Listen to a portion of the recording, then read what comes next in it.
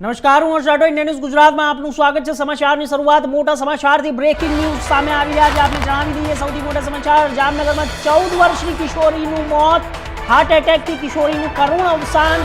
રમત દરમિયાન કિશોરી અચાનક બેભાન, જમ્યા બાદ કિશોરીને દુઃખદ મોત થયું।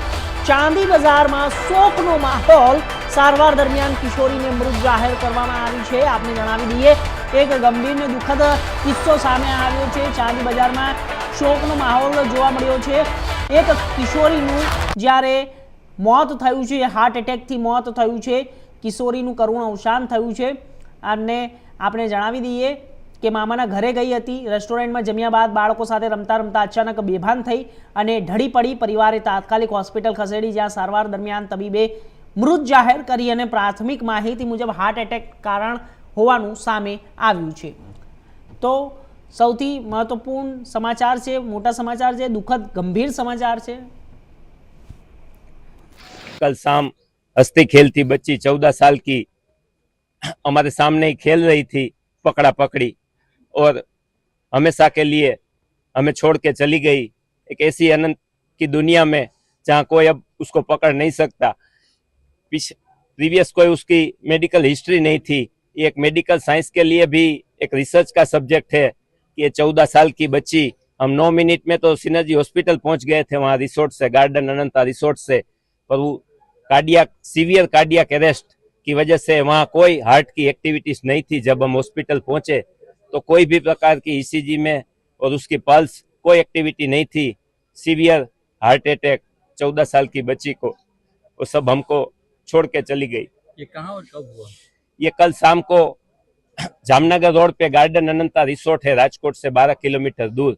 वहां पे हमने सब खाना खा के, सब बच्चे, सब लड़कियां खेल रही थी।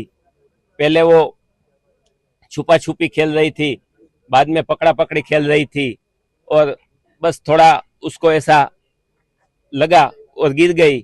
तुरंत ही हम अपनी कार में उसको सिनर्जी लेके गए, पर 10 मिनट में तो वहाँ सिनर्जी पहुंचे तो वो डेड बॉडी थी। कहाँ पर पढ़ते थे, कितनी साल की थी? वो यहाँ जामनगर ही, आज तो उस मोदी स्कूल में पढ़ती थी। आज उसका वेकेशन स्टार्ट खुलने वाला था स्कूल। कल उसकी स्कूल की सब तैयारी भी की थी। कितनी साल की थी?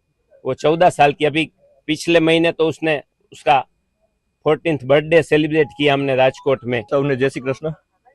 મારું નામ ગોપાલ કટારિયા છે। હું આનંદીનો મામા થાઉં છું। છોકરી અને બધા પવિત્ર પુરુષોત્તમ માસ હાલે છે।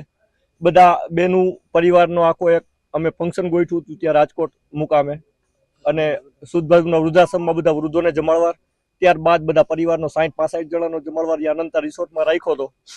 અને બધા જમીને છોકરાઓ બધા વડીલો વાતો કરતા હતા બધા, અને છોકરાઓ બધા હસી કૂદીને રમતા હતા, અને રમતા રમતા જ એને સિવિયર એટેક આવ્યો અને ત્યાં જ ઢળી પડી।